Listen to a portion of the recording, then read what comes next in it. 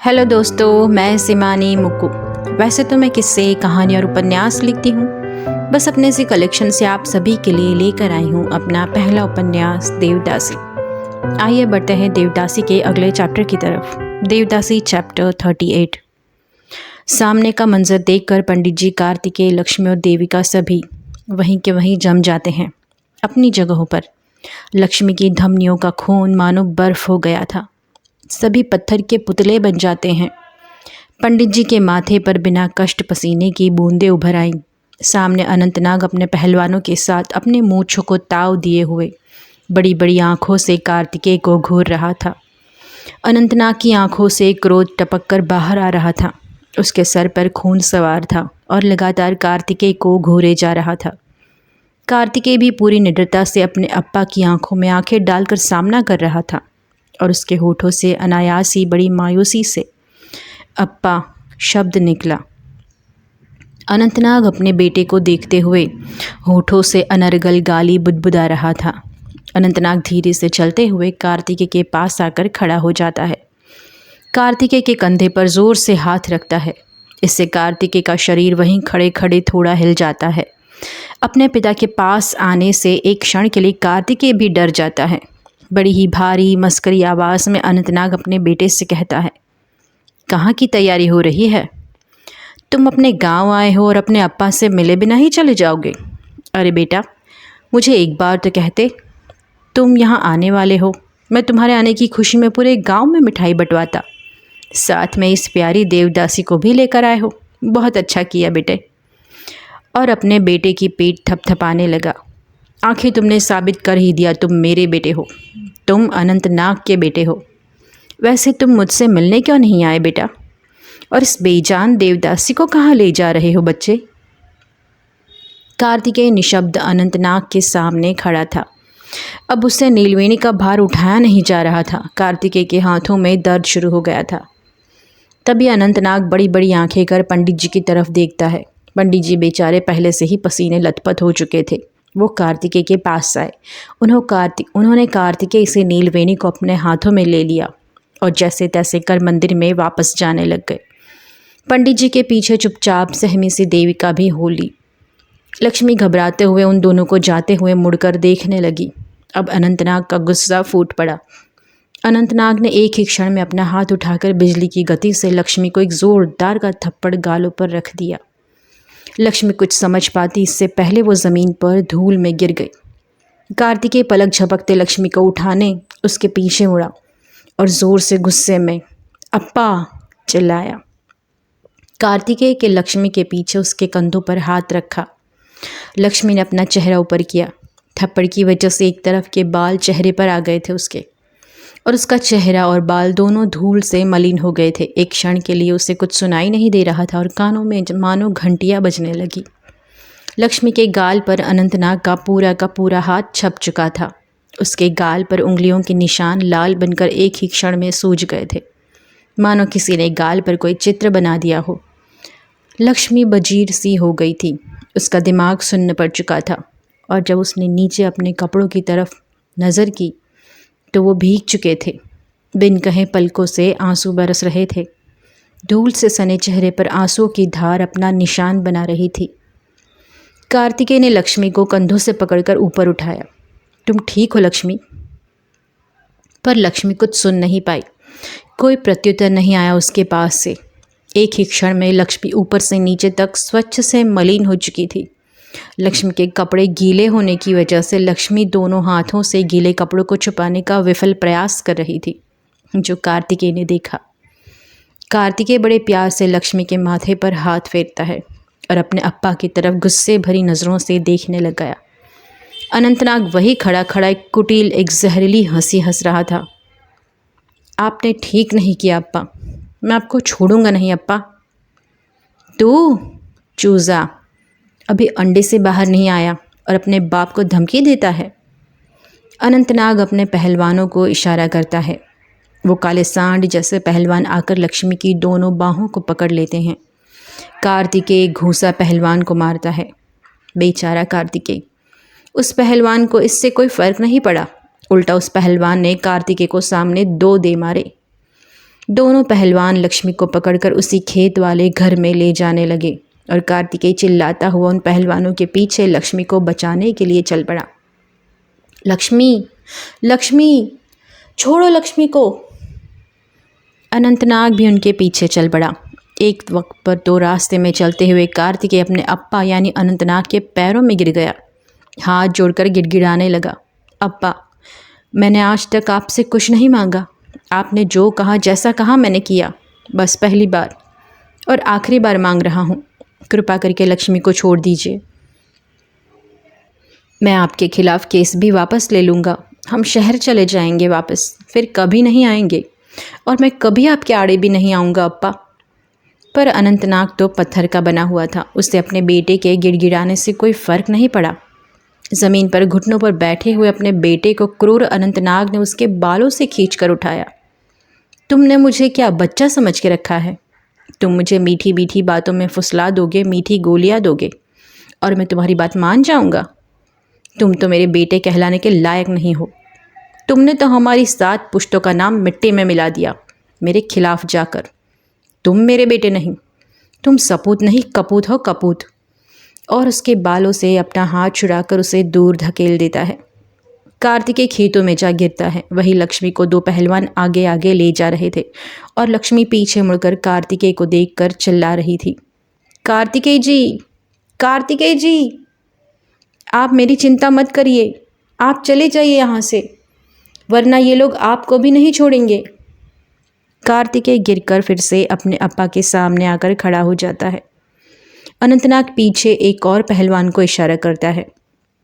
वो आकर कार्तिकेय को पकड़कर लक्ष्मी के पीछे पीछे ले जाने लगा। कार्तिकेय ने बड़ी कोशिश की अपने आप को छुड़ाने की, पर पहलवान की ताकत के सामने उसकी ताकत कम पड़ गई। दोनों को अनंतनाग खेत वाले घर में ले जा चुका। पहलवान ने कार्तिकेय को अंदर एक कमरे में जबरन बंद कर दिया और लक्ष्मी को जैसे ही पहलवान अंदर ले जा रहे थे तभी अनंतनाग ने गर्जना की, उस देवदासी को यहाँ लाओ। ये सुनते ही लक्ष्मी बहुत ज़्यादा डर गई। लक्ष्मी को जैसे ही हॉल में लाया गया, अनंतनाग ने लपक कर उसका गला पकड़ लिया और उसे गले से दबाते हुए पीछे की ओर ले जाते दीवार से पीछे सटा कर खड़ा कर दिया। अनंतनाग ने लक्ष्मी के गले पर इतनी ज़बरदस्त पकड़ बना ली कि लक्ष्मी का दम घुटने लगा। अनंतनाग ने उसे गले से दबाकर थोड़ा ऊपर कर दिया, जिससे लक्ष्मी के पैर ज़मीन से उठकर हवा में आ गए। लक्ष्मी अपने दोनों हाथों से अनंतनाग के नकलों पर नाखून से खरोंचे करने लग गई और पैर झटपटाने लग गई। उसे सांस नहीं आ रही थी, दम घुटने लगा, गले से आवाज़ तक नहीं निकल पा रही थी। कमीनी, तेरी वजह से आज मेरा बेटा मेरे विरुद्ध खड़ा है। तेरी वजह से मेरा बेटा आज मुझसे बगावत कर रहा है। तेरी वजह से आज मेरे बेटे ने मेरे खिलाफ पुलिस में केस दर्ज करवाया है। तेरी वजह से आज हम बाप बेटे के रिश्ते में खटास आ गई है। सिर्फ तेरी वजह से कमीनी। 2 कौड़ी की तू देवदासी, तूने हमारी इज्जत को मिट्टी में मिला दिया, हमारे खानदान का नाम बदनाम कर दिया। तुझे तो मैं नहीं छोड़ूंगा। अनंतनाग पर खून सवार हो गया था। वो अपने होशो हवास में नहीं था और लक्ष्मी अपने आप को छुड़ाने की लगातार कोशिश कर रही थी, मानो किसी पंछी को पकड़कर पिंजरे में कैद कर दिया हो और वो आज़ाद होने के लिए छटपटा रहा हो। लक्ष्मी ने अपने अंदर की मौजूद सारी ताकत इकट्ठा कर अनंतनाग के पकड़ से अपने गले को आखिर छुड़ाया और एक ही क्षण में लक्ष्मी खांसते हुए बदहवास ज़मीन पर धड़ाम से गिर पड़ती है। अनंतनाग उसे देखता ही रह जाता है और वहीं हॉल में गद्दे पर जाकर शराब से भरा गिलास उठाकर अपने होठों से लगाता है। देवदासी चैप्टर 39। आखिर लक्ष्मी ने अनंतनाग की पकड़ से जैसे तैसे अपने गले को छुड़ाया और लक्ष्मी खांसते हुए बदहवासी ज़मीन पर धड़ाम से गिर पड़ती है, वहीं बेहोश हो जाती है। अनंतनाग वहीं हॉल में गद्दे पर बैठकर शराब का गिलास अपने होठों से लगाता है और लक्ष्मी को घूरता रहता है। वही कार्तिकेय कमरे में बंद अपने अप्पा का नाम चिल्लाता है और लक्ष्मी को छोड़ देने की गुहार लगाता है, पर अनंतनाग के कानों तक उसकी आवाज़ नहीं जा रही थी। अनंतनाग ने अपने कान के पट बंद कर रखे थे। अनंतनाग बैठे बैठे धीरे से खिसक कर बेहोश लक्ष्मी के पास जाता है। उसके चेहरे पर आई हुई लटों को अपने गंदे इरादों से भरी उंगलियों से पीछे करता है और हैवानियत भरी हंसी हंसता है। उसकी उंगलियां रेंगते हुए लक्ष्मी के गालों पर आती हैं। कितनी खूबसूरत हो तुम, चुपचाप यहाँ देवदासी बनी रहती तो क्या हर्ज था। बिना बात के इतना बड़ा बखेड़ा खड़ा कर दिया तुमने। ऐशो आराम से यहाँ रहती देवदासी बने हुए और हमें खुश करती, और क्या चाहिए था। और अचानक से अनंतनाग खुन्नस से भर जाता है और अपनी उंगलियों के नाखून अचानक से लक्ष्मी के गालों में गड़ा देता है और कहता है, तुम गरीब लोगों की यही तकलीफ़ है।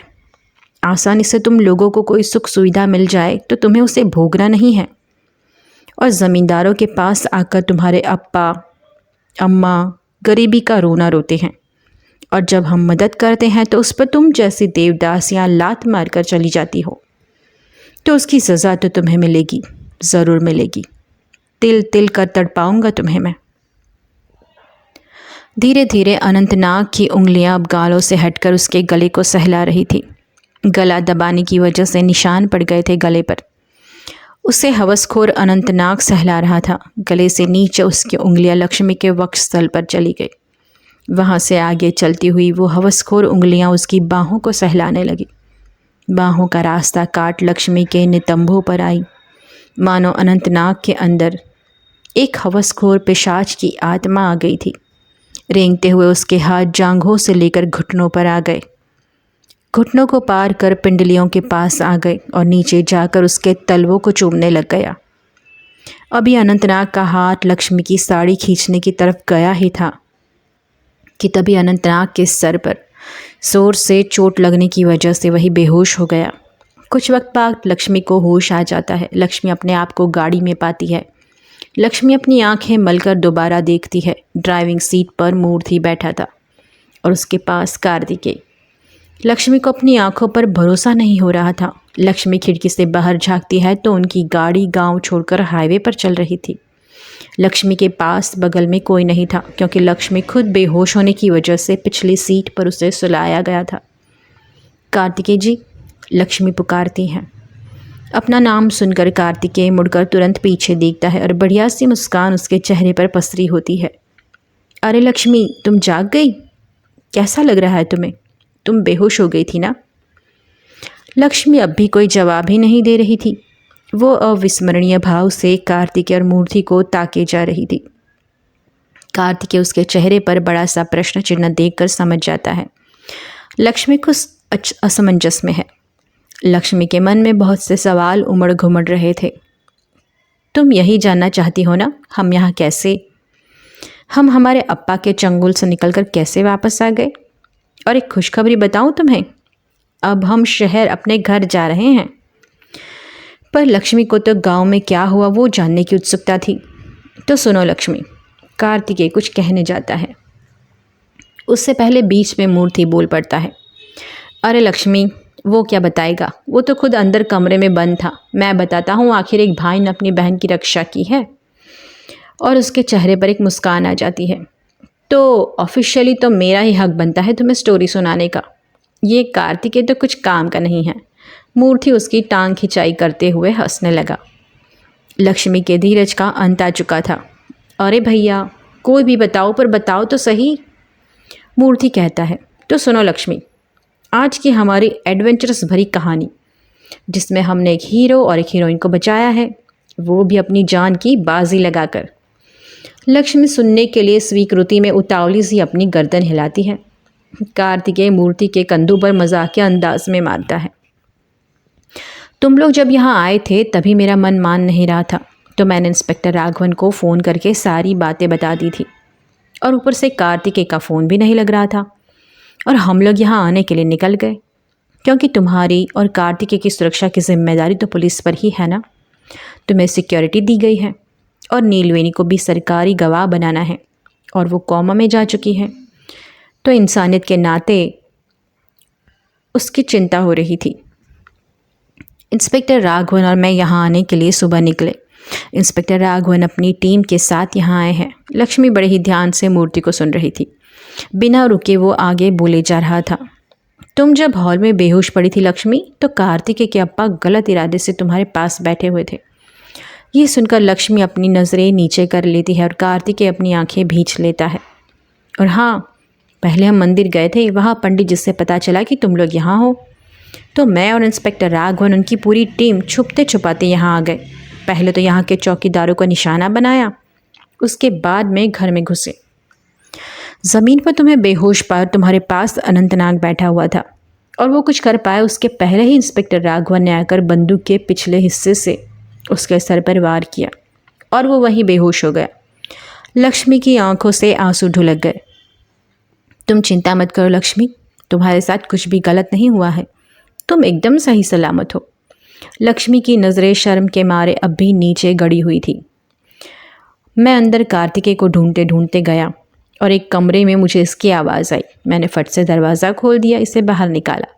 बाकी दूसरे पहलवानों को भी इंस्पेक्टर राघवन और उनकी टीम ने गिरफ्तार कर लिया और अनंतनाग को भी।